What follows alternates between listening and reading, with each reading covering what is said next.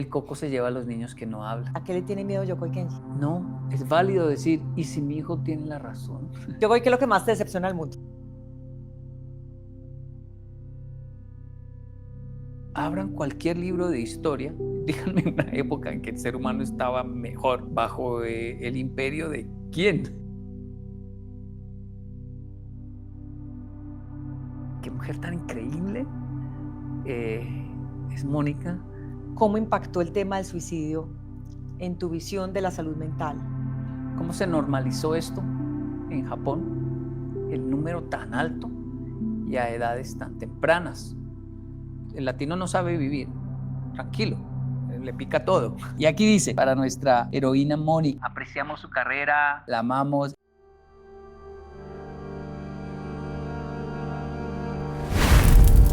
Hola, ¿qué tal? Bienvenidos a Catarsis. Qué rico que estén nuevamente conectados con este canal. Recuerden suscribirse, activar la campanita y estar pendiente de todas las novedades que tenemos aquí, que siempre además trabajamos con mucho cariño para todos ustedes, para contarles historias maravillosas y tener personajes increíbles como el personaje que tengo hoy aquí invitado en Catarsis.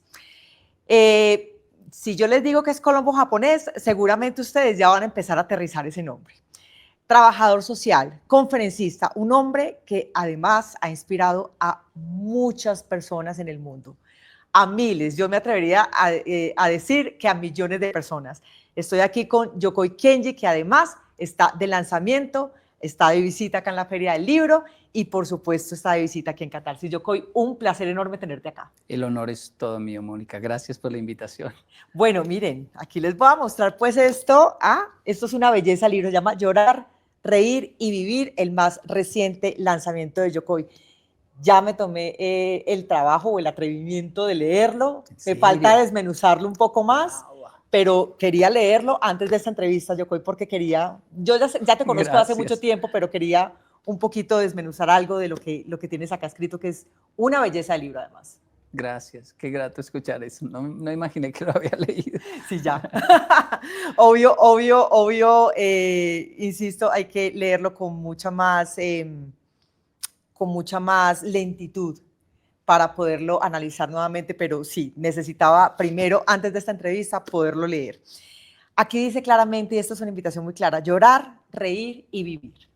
Yokoi, ¿cuáles han sido esos 3 momentos de tu vida en los que, 1, lloraste, el momento que más recuerda donde lloraste y te sentiste más triste? 2, el momento donde más reíste, donde sientes que te sentiste más feliz que en toda tu vida. ¿Y cuál es el momento donde has sentido que la vida ha estado en su pleno apogeo? En estos 45 años que tienes ya. Correcto. Exacto. No hay un momento específico. Son demasiados momentos. Podría escoger de todos los países que he estado uno, realmente. Es que el nombre obedece no a momentos, sino al equilibrio de llorar, pero no tanto. Reír, pero no por todo.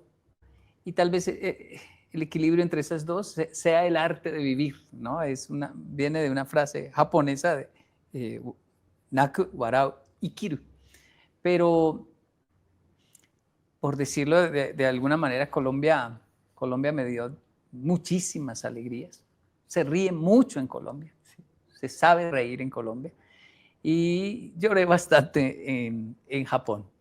No significa que sea triste Japón, porque quien no llora y se ríe de todo, también paga consecuencias. Creo que llorar es esencial, importante. Los japoneses sufren mucho. Es una isla sujeta a tsunamis, terremotos, huracanes y problemas.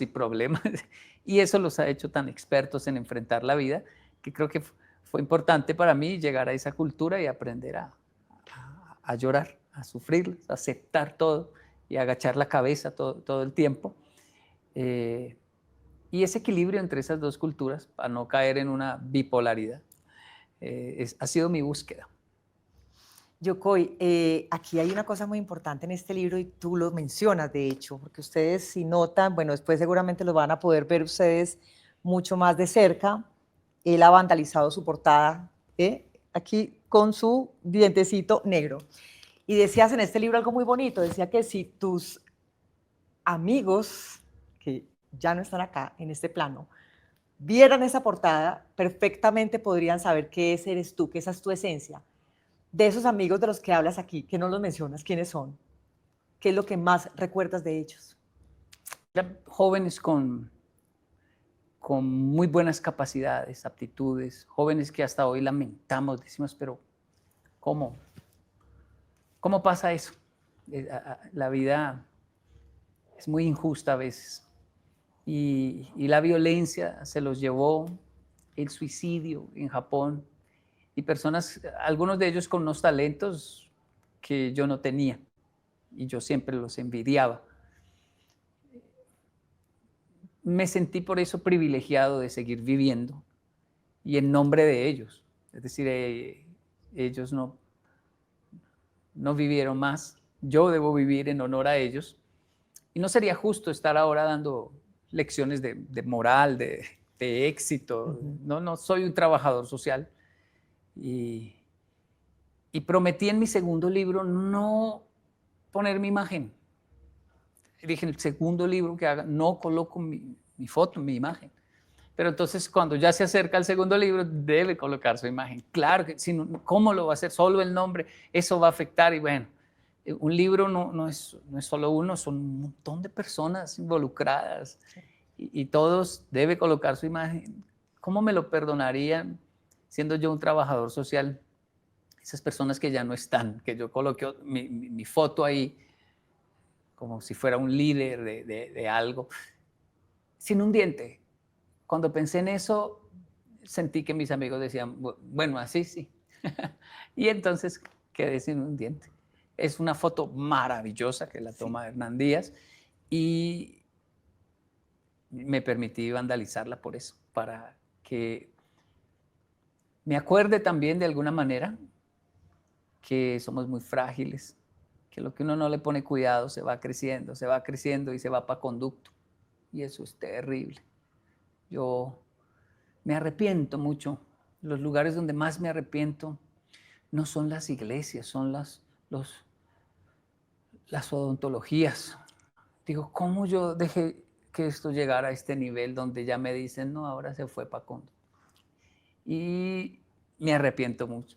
Pero es porque algo muy pequeñito uno no le pone cuidado y llega a esas instancias. Entonces es una forma también de recordarlo, de recordar a mis amigos, de sentirme bien, ese sí soy yo. No le aceptaría consejos de éxito a un señor que le falta un diente en la portada. De eso se trata. Justamente acabas de mencionar, Yocoy, que perdiste amigos por causas como la violencia y por suicidio. ¿Cómo impactó el tema del suicidio en tu visión de la salud mental y cómo impactó en tu propósito de vida? Sí, no solo el suicidio, sino cómo se normalizó esto en Japón, el número tan alto y a edades tan tempranas. Eso me impactó demasiado. Digamos que yo tenía muchas más razones para terminar con mi vida, no tenía buenas calificaciones, no tenía cara de colombiano, de japonés tampoco, tenían demasiados problemas, nadie esperaba nada de mí, realmente la gente me miraba no con expectativa alguna, eso fue bueno, pero sí como que, pobre muchacho, ojalá no se suicide. Pero se quitaban la vida a los que uno menos pensaba, no sé, pero ¿por qué? Entonces, eso me impactó muchísimo, como le impacta también al japonés cuando visita Colombia y se da cuenta que perdemos tantos jóvenes de manera tan absurda, ¿no? Por una pelea del color de una camiseta, que así perdimos varios en Ciudad Bolívar. Entonces, esos dos mundos tan extremos siempre me hicieron pensar qué lleva al ser humano a terminar en eso, cuál es la ecuación, ¿no? Patrones de comportamiento, cultura, creencias, y ahí nace el trabajo social y mi vocación. Tú hablas, Yocoy, en el libro y lo mencionas muy claramente, que lo que uno vive en la niñez hace parte como de la estructura de la persona que uno va a ser cuando crece. De esas cosas buenas o malas, que viviste en tu niñez que te acompaña hasta el día de hoy? Mm, Para bien o para mal. hay hay una búsqueda incesante del niño, de aceptación de los adultos, porque soy de una época donde no nos aceptaban si uno no hacía algo. O sea, no es como hoy que uno mira a un hijo y le dice: "Hey, yo lo amo y punto, listo, no importa, le va bien, le va mal, míreme, jamás lo ponga en duda, lo amo, ¿listo? Y sí, papá, yo sé, pero mi niño interior todavía no lo sabe, porque no era así en nuestra época, no solo yo, todos era, pero, pero haga algo pues, mi hijo, para que lo querramos, porque gánese pues el cariño, gánese la papita, gánese todo. Era una forma en que el adulto siempre lo ponía uno a marchar y despabile, decían. Eh, haga algo, produzca, le decían a uno. Y uno creció con esa culpa existencial de tengo que ser productivo, hacer algo, hacer algo, hacer algo. Cumplir. Sí, y ganarse el afecto, el cariño. Entonces, si uno llegaba con los cuadernos con una buena calificación y las orejas no estaban, ahora sí, este sí es mi hijo, o sea que si no, no era. Entonces, Ujú. ese tipo de discursos hace que seamos una generación en una búsqueda de aceptación que nos tiene donde estamos, en este éxito, pero al mismo tiempo nunca nos saciamos, es un hueco sin fondo, nada nos llena, nada, nada. Y no es culpa de la pareja, nada nos llena, no es culpa de los hijos, nada nos llena porque hay un hueco sin fondo que nació en la infancia y no sabemos cómo llenar. Por lo menos ahora ya sabemos que existen esos huecos. Y yo no sé cómo llenarlos todavía, Mónica, pero por lo menos ya sé poner banderas rojas para no caer ahí Ujú. y seguir en una búsqueda loca que la gente aplaude, dice, de tanto buscar, mire dónde va, pero uno llega a la casa y puede levantarse al otro día sintiendo que no ha hecho nada en la vida por esa infancia, ¿no? Entonces, esas cosas se quedan todo el tiempo y nos dan logros, pero ese vacío, y sí se preocupa uno con la vejez y dice, yo no quiero llegar así a viejito, buscando y buscando y buscando, no, necesito saldar cuentas con mi niño interior para ser un abuelito alegre, tranquilo. Yokoi, siempre tienes unos referentes muy grandes de dos mundos completamente diferentes. Colombia, o esa esencia latina que tenemos en este lado del mundo, y de Japón. Y claramente tienes una influencia muy grande por parte de padre japonés, y por una madre colombiana y un abuelo colombiano que también impactó, entiendo, muy Sí, positivamente en tu vida. Y hablas mucho de reconciliar esos dos mundos, que siempre fue como, no quiero dividirme, quiero reconciliarlos, quiero unirlos. De esos dos mundos, ¿cuál fue la enseñanza que te dejó ese lado japonés, esa herencia japonesa y la herencia colombiana? Una enseñanza que para ti, de cada lado, sea muy valiosa para tu vida el día de hoy. mm, creo que el sentido de tribu de los japoneses es algo que hasta hoy envidio muchísimo, eh, ver cómo es una nación que es una tribu. Tienen mucha tecnología, muchos avances, pero realmente como entrar en en una tribu y se comportan como donde todos sus hijos son de todos, todo el mundo puede darle una bronca, regañar a cualquier niño porque son una tribu. Porque entonces si un adulto por ahí lo regaña a uno de niño, obvio, es que es un adulto y usted es un niño y él se preocupa por usted, démosle gracias al adulto y todos están vigilando a todo el mundo, es un sentido de la calle es de todos, la basura es de todos se preocupan por el país, un sentido de tribu envidiable tienen los japoneses y una disciplina enorme para cumplirlos. Siempre sacan normas y las cumplen y no son leyes con penalización, son normas culturales. Un día salieron diciendo no es bueno que cuando usted esté caminando el humo del cigarrillo de las personas me caiga. Prohibido fumar caminando. Y a las semanas, meses ya nadie lo estaba haciendo, sin policías, ni cámaras, ni penas, ni cárcel, ni nada, ni multas, nada de eso. Simplemente, no, ya no se puede, ya no se puede, ya no se puede. Y los latinos, ¿y qué? ¿Y quién nos está viendo? No, ya no se puede, no se puede. No puede tomar en la calle. Ay, ya no se puede. Todo lo aceptan por el sentido de tribu tan envidiable que tienen los los japoneses. Y del latino, esa capacidad que tiene de enfrentar la crisis, porque como creció en crisis, Sí. su cerebro es una elasticidad a veces como exagerada. Él dice, es más, estar tranquilo le molesta. El latino no sabe vivir tranquilo, le pica todo. Sí, sí, sí. Pero si pasa algo, dice, yo sí sé cómo reaccionar aquí. Porque creció huyendo de correazos, de problemas, de líos, de agáchese que están disparando, que si es en la finca se le vino esa vaca encima. El asunto es que el latino desde niño está enfrentando situaciones que el japonés no. Las enfrentó hace mucho, pero no. Y Colombia, entonces venimos de esta guerra tan reciente, tan lenta, y el latino tiene una capacidad de reaccionar, de ser flexible y de no ahogarse en un vaso de agua, para no decir suicidarse. De no ahogarse, no, pues venga, solucionemos, venga, hagámoslo así. Eso es increíble, increíble en el colombiano, ¿no? Entonces, estas dos, qué bueno combinar ese sentido de tribu de los japoneses con esa tenacidad, esa berraquera, decía mi abuelo, del latino colombiano. Hay una historia muy linda que tú cuentas, no la quiero contar porque no quiero hacer spoiler del libro, porque lo ideal es que lo lean, pero me baso en esa historia de ese niño Yokoi que fue a unas piedras, a un bosque, para hablar de sus miedos. Era como el espacio de desahogo, ¿no? Lo sentí como el espacio de desahogo. Era un espacio que no tenías en otra parte, con tus padres en ese momento, o con alguien, o era más importante para ti estar en esa soledad, así fueran piedras que te estaban escuchando, o es un sentido metafórico de tu vida. Una catarsis de un niño que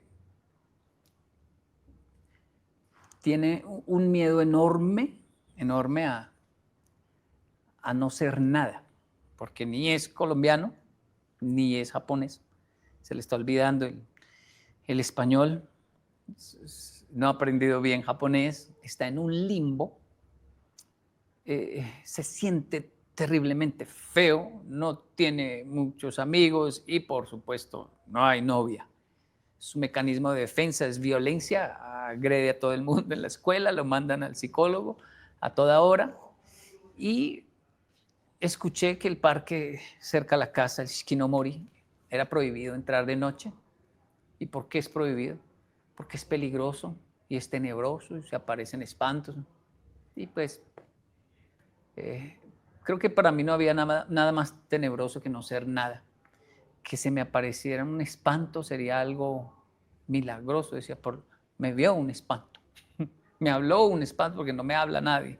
Entonces me fui para ese parque de noche, que es prohibido entrar, y hay unas piedras gigantes ahí. Y pasé toda la noche ahí, dormí sobre esas piedras. De alguna manera también me quería preparar para situaciones complejas en la vida. Dije, bueno, si soy capaz de dormir en una piedra, puedo dormir en cualquier lado. Y de ahí me dormí. Tal vez un niño con muchos conflictos, no sé. Pero pasaron muchos años y regresé con mi hijo. Y no sabía que tenía tanta rabia con esas piedras. Así que les escribí a las malditas piedras. Les dije, aquí estoy con mi hijo. Sí me casé, sí lo logré. Soy un profesional, genero, produzco. Sí, sí me realicé. Y no estoy hablando por hablar. Traje a mi hijo, es más alto que yo, es fuerte, me abraza, me quiere. Y es la prueba de eso.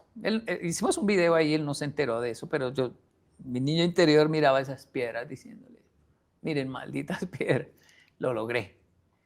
Porque ahí fue donde pasaron muchos cuestionamientos. Y ahí las piedras pues me responden.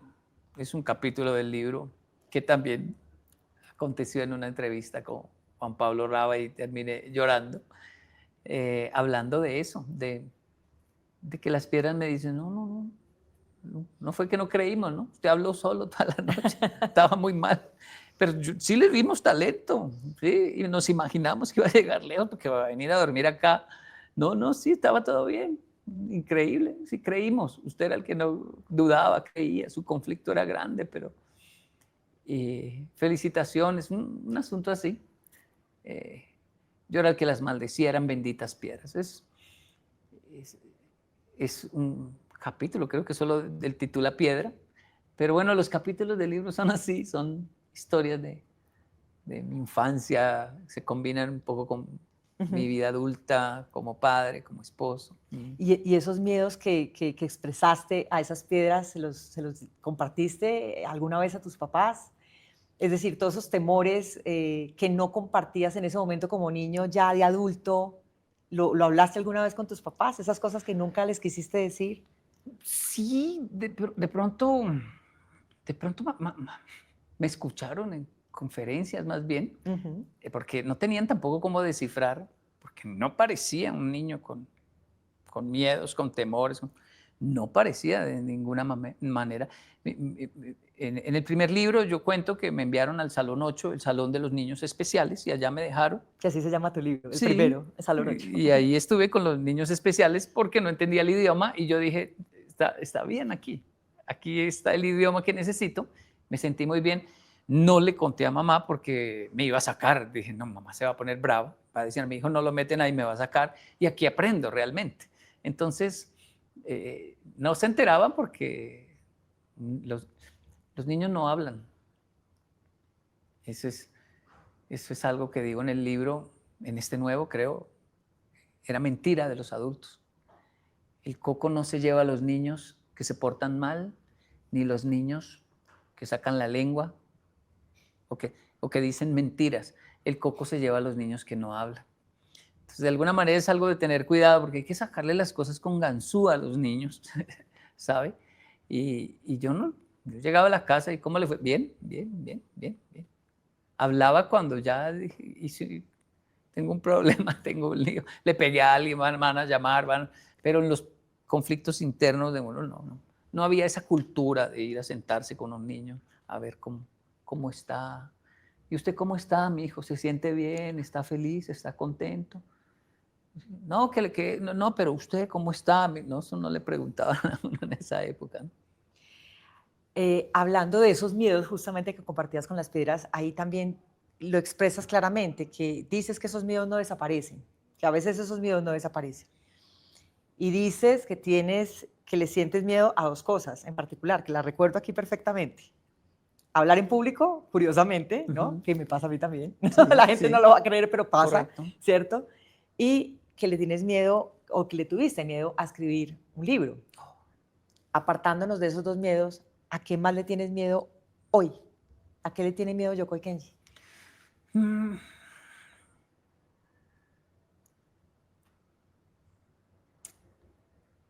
mm, a perder el equilibrio y a una vejez no alegre en este momento. Solo me preocupa eso porque me ha costado el equilibrio. Bueno, es que el equilibrio cuesta muchísimo. ¿En qué sentido hablas de ese equilibrio? Integral, es decir, todo es bueno y en exceso todo se vuelve algo malo. Y uno no se da cuenta y de repente está caminando torcido. Uno no se da cuenta y de repente ya está más del otro lado que de acá. Y la gente siempre me dice, usted es conferencista. Yo digo, pues yo dicto conferencias, pero nunca me entrenaron para eso, no sé de oratoria, no nada de... No creo que sea conferencista, no creo que sea... De hecho, como trabajador social fueron más los fracasos que los éxitos. Me fascina decir, soy trabajador social, pero no muy bueno. No soy coach, no soy mentor, no soy escritor. No, ¿qué es lo que es? Yo creo que soy equilibrista de dos culturas muy complejas y tener equilibrio para no caer de un lado a otro es bastante duro, cuesta. Mi tendencia japonesa es aceptar todo y agachar la cabeza y decir sí a todo. Y de repente el latino dice, no, ¿sabe qué? Ya no agachemos la cabeza, ahora vamos a patear todo. ¿Pero por qué patear las cosas? Y tener el equilibrio de decir, no, hablemos. negociemos, tranquilo, respire, cálmese. Hay una parte de mí que dice, eso es una estupidez, eso es debilidad. Grite, insulte, párese firme. Y el otro lado dice, pero igual usted es culpable, ha hecho cosas peores, agache la cabeza. Entonces, esas dos voces, tenerlas en equilibrio, decir, no. Ni mucho que queme al santo, ni mucho que no lo alumbre, decían los abuelos, ¿no? Ese equilibrio cuesta bastante y no lo quiero perder. Hablando de equilibrios, a mí me llamó mucho la atención algo, a mí esa parte me encantó, donde hablas del imposible. Muri. Sí, muy Muri, bien. exactamente. Y claro, para la cultura japonesa es cuando te dicen esto es imposible es porque ahí ya no hay nada. O sea, si te dicen imposible es como si fuera última palabra, pero el latino es terco. El latino siempre quiere meter la cabeza y entre más le dicen que no, como que más quiere, al contrario, insistir. Sí. ¿Hay algún imposible en tu vida que hayas logrado volverlo posible? Que de niño es imposible y tú hayas crecido si esto es imposible, pero el tiempo, la vida, las circunstancias te enseñaron que pudiste convertir algún imposible que tenías en ese momento en tu cabeza o en tu vida y lo hiciste realidad posible. Demasiados, son demasiados. De hecho, cuando uno decide ser, milité mucho en la parte japonesa, decir, voy a ser japonés y aceptar los muri y todo. Luego milité en la parte colombiana, latina. Cuando uno milita ahí y dice, soy latino y punto, descubre que siempre hay una forma de salirse con la suya, que tenemos una creatividad enorme para decir, imposible, no, póngale cuidado, verá.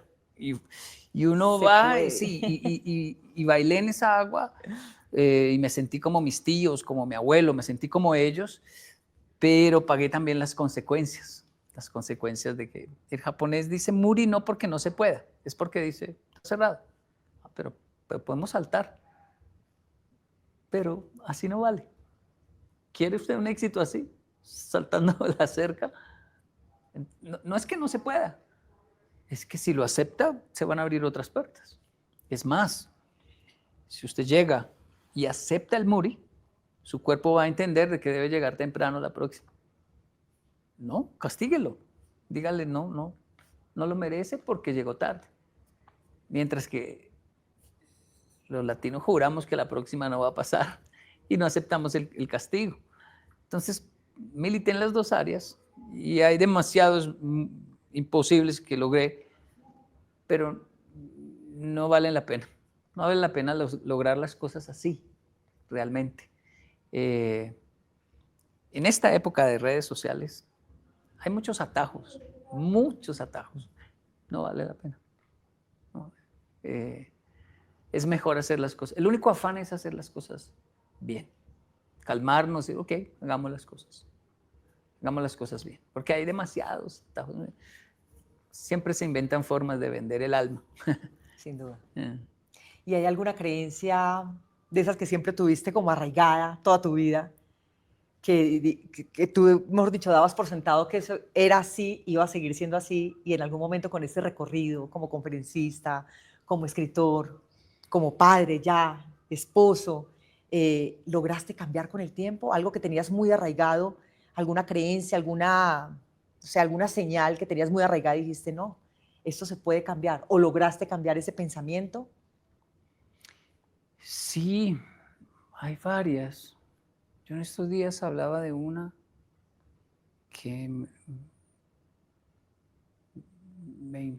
es que hay varias, seguro por la edad. Uno dice, ay, caramba, no era tan así. Creo que fuimos padres muy radicales en los inicios con los hijos, especialmente con el mayor. Ese miedo a no hacer las cosas bien y a no ser un mejor papá. Y de repente el proceso lo hacen uno entender, wow, no es tan así. Es válido pedirle perdón a los hijos. Es válido dejarlos ganar. Que ellos crean que tienen la razón y que y después vuelvan y miren y digan, papá, lo siento, y usted no dijo nada.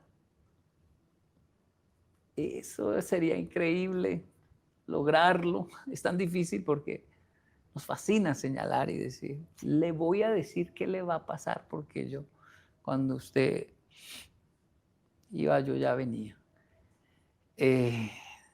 No, es válido decir, ¿y si mi hijo tiene la razón? Es muy válido. Hay demasiadas cosas que uno en este momento dice, no, no era tan como lo creía, lo pensaba. Quiero volver a las piedras, Yocoy. Ujú. Ahí hablabas de esos miedos y era como un miedo al fracaso, ¿no? Porque cuando volviste dijiste, vieron, triunfé, Sí. ¿no? Sí, Lo sí, logré, soy sí. exitoso, soy padre, soy... Ajá. ¿Mm? ¿Cambió tu percepción de lo que es el éxito desde ese momento hasta ahora que lo tienes? Porque eres un hombre exitoso, eso Ujú. no lo podemos negar, pero ¿cambió esa percepción del éxito? Bueno, es que siempre fue para mí como la joya de la corona, el éxito mayor. Tener una esposa y tener hijos. Desde los 13, 14 años yo quería ser papá. Y tener una casa en una finca con gatos, perros, muchas iguanas. Visité muchos lugares de Brasil y los vi así y dije, wow. Me hospedaba en casas de personas ricas por el trabajo que hacía, trabajo social en las favelas, pero visitaba por el trabajo social muchos hogares humildes y no los veía humildes. Decía, ¿qué riqueza es esto? ¿Cómo puede tener 6 hijos? Todos estos animales, sacaba un platón ese señor allá en Brasil, apicultor, él les echaba comida, iban todos esos animales, un perrito que tenía la columna torcida, caminando de lado, y las gallinas, el gato, todos comían del mismo platón, y yo decía, no puede ser tanta alegría, tanta riqueza. Cuando me conocí con mi esposa y le conté ese gran sueño de éxito en mi vida, ella que sí venía de finca y todo, me dijo, eso no es un sueño de vida, ¿qué es eso? ¿Por qué anhela eso? Yo viví así, ¿por qué quiere ir para allá? Bueno, crecí en edificios, Panamá, Costa Rica, Ciudad Bolívar me marcó positivamente, pero me llevaron luego a Japón a los 10 años. Entonces, mi éxito fue siempre, ¿será que alguien se va a enamorar de mí? ¿Será que alguien va a aceptar a una persona tan patológica? ¿Será que va a tener hijos? ¿Y cómo será eso? Entonces no hay un éxito mayor. Desde esa época para mí, ir a esas piedras era ir a decirles, aquí está mi hijo. Aquí está mi hijo. Ya lo otro, pues tampoco pensaba todo eso, ¿no? Jamás imaginé llegar tan lejos o que me escucharan tantas personas. Todavía no lo comprendo, no lo entiendo. Mi único objetivo con este libro es que la gente no pierda el tiempo al leerlo y nunca recomiendo que lean mis libros. ¿No? Lean, pero mis libros no lograría decir eso. Lean. Y si le trauma la lectura, déjela hasta que lo enganche un libro, porque la lectura, leer es importante. Además, hay tantos libros que lo más importante es no perder el tiempo. Ojalá el que lea mi libro diga, no perdí el tiempo. No. Eso ya sería para mí, wow, no lo puedo creer. Me esforcé en que fuera así. Pero mi mayor éxito está hecho. Llevamos 24 años juntos y nuestro hijo mayor tiene 23 años, 17 el menor. Kenji David, ¿no? Sí, Kenji David, ¿Y? que digo Daniel. Y que Daniel. La otra vez que digo Daniel fue a la cama, se acostó en el medio, que la mamá lo acaricie, le acaricia las orejas, y el bendito se quedó ahí dormido. Y ya era la 1, 2 de la mañana, y es gigantesco. Y grandulón. En el medio de los dos, y ella me miraba, yo le miraba, bueno, ¿lo saca usted o lo saco yo? Y ella lo miraba y le daba esa alegría. Y yo, no. Y yo un momento en que yo no aguanté más, le dije, mijo, venga, métase bien. Y lo metí bien. Y ahí dormimos los tres y eso es para mí como que, wow, puede pasar algo así, ¿no? Un adolescente a veces es reacio a, no, ahí. Y el mayor nos llama, ¿dónde están? ¿Les caigo para que almorcemos juntos? Y me dice, ¿en serio? O sea, ¿y como por qué? O sea, Se cayó el celular. sí, entonces que un niño, le digo yo el niño, el bebé de 23, lo llame a uno, le diga dónde está, vamos a comer, vamos, ¿qué están haciendo? Y nos llegue de verdad y quieran estar con nosotros, es una alegría enorme. Y también el resultado del acuerdo de decir cambiemos, mejoremos, mejoremos, démosle su tiempo, su espacio, no los hostiguemos, respetémosle su tiempo, su espacio. Dejémoslos 9 veces que hagan lo de ellos para que a la 10ª, hey, esta vez los necesitamos, hágale, ¿qué hay que hacer? Porque saben que les respetamos su espacio y ellos también nos disfrutan, pero bueno, para mí en este momento es maravilloso, realmente, es un éxito enorme. Ya el resto no lo puedo creer. Las conferencias, los seguidores, la economía, todo eso son cosas que uno dice, pero wow, ¿cómo pasó eso, no? Comúnmente nos reunimos en familia y decimos, bueno, ¿y si estuviéramos en una situación distinta? ¿Cómo estaríamos? Y nos miramos y nos da risa porque nuestros hijos son como soldados diciendo, trabajando, camellando y pagando entre todos el arriendo y todo. Y hasta a veces más felices que ahorita que peleamos por bobadas, ¿sabes? ¿Cierto? Sí, sí. ¿Por qué? Porque sabemos que así es la vida. Y es fascinante saber que contamos con una pareja así, con unos hijos así que dicen, que no se dejan manipular por el éxito que tenemos. Yocoy, ¿alguna vez has cuestionado tu propósito de vida con tus conferencias? Y si lo has cuestionado en algún momento de tu vida, ¿cómo lograste disipar esas dudas? Todo el tiempo.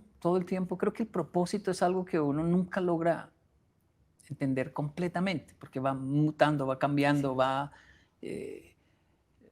de hecho, lo que más choca en realidad no es la incertidumbre del propósito, sino que cuando uno llega al propósito dice, lo logré y no era esto, porque no siento nada. Y la gente dice, entonces, ¿qué quería? Es que es así, todo va cambiando y de eso se trata, ¿no? Por eso el Ikigai es otro tema tan interesante, distinto al propósito. El propósito muta, cambia. Lo que nunca cambia es el Ikigai. Es decir, si uno tiene un propósito y por alguna razón cae en la cárcel, pues ¿cómo va a ejercer su propósito si está en la cárcel? El Ikigai sí. El Ikigai se ejerce donde sea, cuando sea, porque no tiene nada que ver con fechas, métodos, lugares, objetivos. Espacio, sí. No, es un tema de levantarse cada mañana a decir, ok, vamos a vivir otra vez un día más en esto tan fascinante como mi trabajo. ¿Cómo pasa?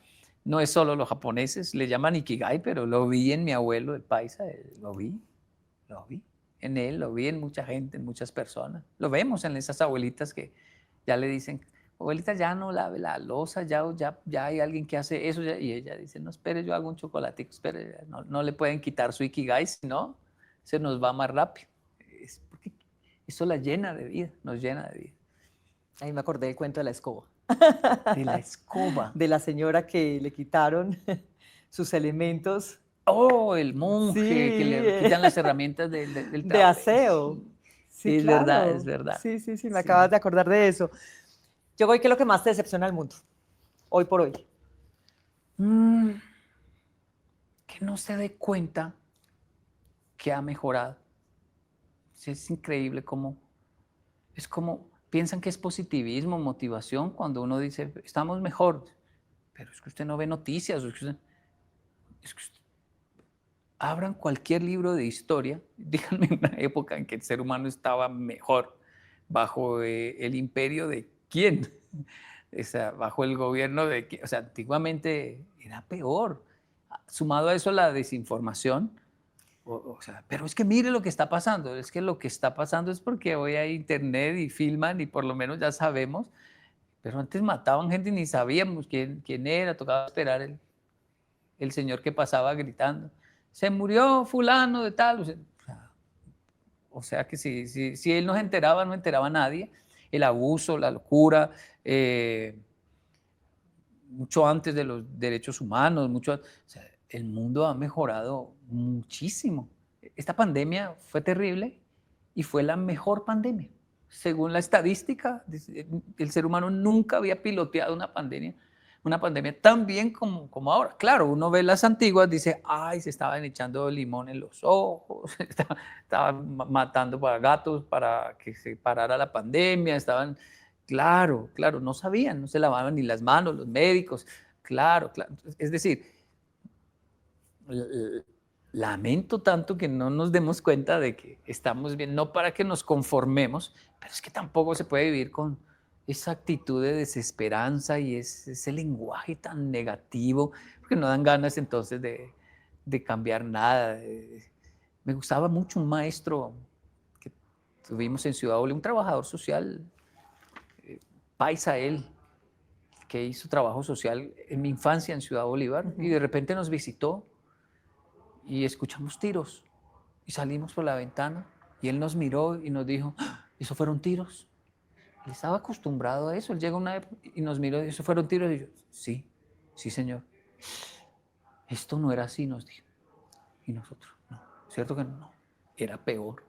Y ahí nos hizo reír mucho porque un trabajador social sabe eso, dice, no, toca cambiar, pero era peor, o sea, era peor en realidad. Cualquier libro de historia en casi cualquier país, uno se da cuenta, era peor. No faltan países que logran empeorar el futuro como Venezuela. Y la gente cree que están bien, pero es que ya es una generación que creció en esas condiciones, entonces piensan que están bien, no dicen, hable con sus padres y abuelos y le van a decir, esto estaba muy bien. Que ser un gobierno muy terco para lograr desmejorar. Pero bueno, no es el tema. Bueno, pero tú hablas ahí, por ejemplo, de la pandemia que dice que tuvimos más capacidad para afrontarlo y de hecho la gente decía, ya desde el punto de vista humano, vamos a salir mejores de esa pandemia. Yo siento que no salimos mejores, Yocoy. ¿Tú crees que salimos mejores de esta pandemia? ¿O cómo lo percibes tú? Es igual a cuando una persona se va a esos retiros espirituales y llega después y dice, yo cambié, me hicieron una catarsis, una regresión, eso me cambiaron hasta el nombre y todo, y grita bombos y dicen, y los primeros 3 días comportan 5, 6, y después se le va saliendo otra vez y le va, y dice, y entonces todos lo acusan después, usted no cambió, usted no que fue por allá. No le sirvió de nada esa espiritualidad sí, y ese le da retiro. más rabia y ahora me voy a endemoniar mejor. Claro. Es igual, es que no creo que una pandemia cambie el ser humano así de la noche a la mañana, ni siquiera una pandemia. No nos imaginamos lo tercos que somos. Pero los cambios son generacionales, generacionales. Lo que sí nos dimos cuenta en la pandemia es que nuestros hijos no eran ningunos tontos, que éramos nosotros los que no sabíamos prender una cámara, ¿no?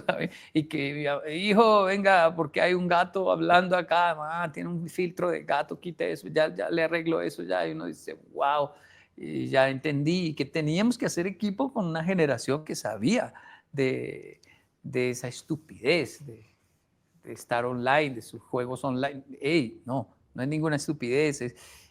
La pandemia sí nos cambió, pero no como la gente creía, ¿no? Que ya nos convertimos en seres sensibles, que amamos la naturaleza. Y no, pero aprendimos a respetar un poco más esa otra generación que tanto catalogamos de cristal, y tal vez no lo es, tal vez son muy fuertes y nosotros tenemos ciertos traumas.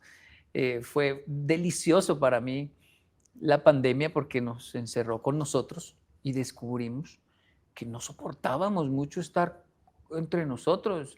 Sí, caramba, o Con la sea, misma familia mi pasa, ¿no? trabajo Pasó. sí, mi trabajo me decía era escapar de acá. Mis hijos no los soporto tanto y lo peor, yo no me soporto tanto. Eso fue maravilloso, Pero esas fue cosas. revelador Sí, muy de revelador, muchas muy maneras. revelador. Creo que es que el diagnóstico de cómo cambió la sociedad no se debe medir por esos otros temas Tienes razón. que al terminar las semanas estábamos, no, es que éramos, mejor dicho. Quiero amor, no me importa el dinero, ni tanta ropa, ¿para qué? ¿Para qué tanta ropa? Y otra vez. Sí, sí, no, solo quiero el aire y bueno, y ahora otra vez estamos consumiendo como locos, pero, pero el ser humano sí va cambiando porque las generaciones sí o sí lo van haciendo. Y hablando de generaciones, hablas mucho de tus hijos. Em, y quiero preguntarte finalmente, Yocoy, de esas enseñanzas de tus padres, de tu abuelo, eh, ¿qué de esas enseñanzas trajiste al presente para dárselos o darles esas enseñanzas a tus hijos para que ellos lo mantengan a lo largo de sus vidas? Mm, hay una, son muy, estaba hablando con mi esposa de eso, decía, wow, qué bonito es ver que ellos sirven, les gusta servir a los demás, eh, les gusta estar ayudando. O sea, mi hijo me contó, y no del asunto, ¿no? Pero ¿qué fue lo que pasó? No, pues, es que yo les había contado, pero, porque él no cuenta, pero vi un señor varado, entonces fui, ¿qué pasó? ¿Qué necesita? Y entonces fui y le compré el agua del radiador y, y se la di, me quería pagar y yo no, ¿cómo se le ocurre? Y contándonos otra cosa, pero yo le dije a mi esposo, usted vio lo que él contó como si eso fuera muy normal y sí, se la pasa en esas. El otro también, entonces son muy serviciales, pero de repente cuando ven que están siendo vulnerados, que su dignidad está siendo atropellada, tienen una capacidad y una fuerza de decir, no, hasta ahí llegan, hasta ahí dicen. Incluso con uno, cuando uno tiene antecedentes y se le sale el antiguo y quiere dominar o imponer, pero papá, espere, ¿por qué así? Cálmese, porque si no se calma no podemos hablar y uno, este tiene razón, tiene razón, no va a perder tanta terapia, tiene razón, ok, espere yo me calmo porque es que ya me la voló, pero ya vuelvo. Pero, entonces ya son capaces de defenderse y de defender eso, y eso lo veo mucho en esa cultura de tan servicial de mi abuelo, el paisa le decía, sí, cómo no, siga usted, sí, sí, sí, sí, y ya de repente, no, hermano, no, hasta allá no. O sea, con límites. Tonto no soy, no, de ayer, mírenmelo, la mujer colombiana que dice, no son de leche. Esas cosas hacen que uno diga, wow, qué bueno. Y lo otro de Japón, muy de mi padre, es que les fascina cumplir. Y no son lecciones que les hemos dicho tienen que ser así, no, pero uno dice, wow, ¿cómo las heredaron? Cumplen. Y se castigan duro si no cumplen. Es que yo le dije a mi amigo que lo iba a ayudar con el trasteo y tengo que ir. Bueno, vaya. O sea, es una cosa como que cumplen, les fascina. Creen que la palabra vale como un samurái realmente. Y eso es bonito porque es una buena combinación. Samurái se entrega, pero si, bueno, ya están abusando de mí, ya, hasta luego, olvídelo. Wow, esa buena combinación de servicio y firmeza para decir no. Pero eso es muy claro, Yoko, y eso no es que uno le diga a los hijos, eso es lo que usted tiene que hacer, sino es el ejemplo que Bueno. ustedes como padres les dan. Yoko, gracias por este tiempo, gracias por ayudar. Ustedes no saben lo que fue esto al principio, ¿no? Que el micrófono, que la luz, que se saltó el celular. Bueno, pasó de todo antes de esta entrevista y ellos muy generosamente me ayudaron a que esto saliera aquí, como lo están viendo ustedes. Así que, de verdad, por tu tiempo y tu disposición y por ayudarme y servir a que esto saliera bien, pues te doy inmensa gratitud contigo por todo eso. No, el honor es nuestro. escucharla, estar frente a, decimos en Colombia, su merced, porque la escuchamos hace muchos años, tenemos su tono, su voz grabado en nuestra mente, conocemos su carrera y de alguna manera estar aquí hablando de eso, uno dice, wow, ¿dónde llegamos? ¿No? O sea, jamás imaginamos este éxito y es una alegría estar aquí en una época donde todo es diferente y de corazón, mi esposa y yo tenemos un lenguaje de conexión raro donde seguramente al salir de aquí vamos a decir, qué mujer tan increíble es Mónica de surfear las olas y decir, no, por ahí también le hago, por ahí lo hago, que esto que pasó antes nos da un ejemplo enorme de lo que es una mujer colombiana que dice, no me ahogo, yo sobrevivo, yo lo hago, yo eso, y verla aquí es como que sí, y creemos que es el camino correcto. O sea, las redes acabaron con ciertos monopolios que antes no se podía, si uno no, mejor dicho, hacía no, esto acabó y la cantidad de gente que nos sigue, nos ve, es increíble. Entonces está usted por el camino correcto y es exactamente así como se hace y como se enfrenta, pero pues obviamente no ha de ser tampoco tan duro para todo lo que su merced ha vivido en la vida, así que es un honor para nosotros estar aquí. Ay,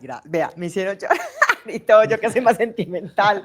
No, de verdad, gracias, me puse nerviosa, mejor dicho, aquí me puse a temblar, pero gracias por apoyar, además, este espacio que es Catarsis, que estamos haciendo con mucho cariño, casi que arrancando otra vez de cero en la vida, pero esa es parte de las lecciones que podemos encontrar en esta belleza del libro, se los recomiendo así con todo el amor, para que lo regalen y ojalá para que lo lean ustedes. Yokoi, gracias infinitas. El honor es muchas, mío. Muchas gracias. Arigatos. Arigato.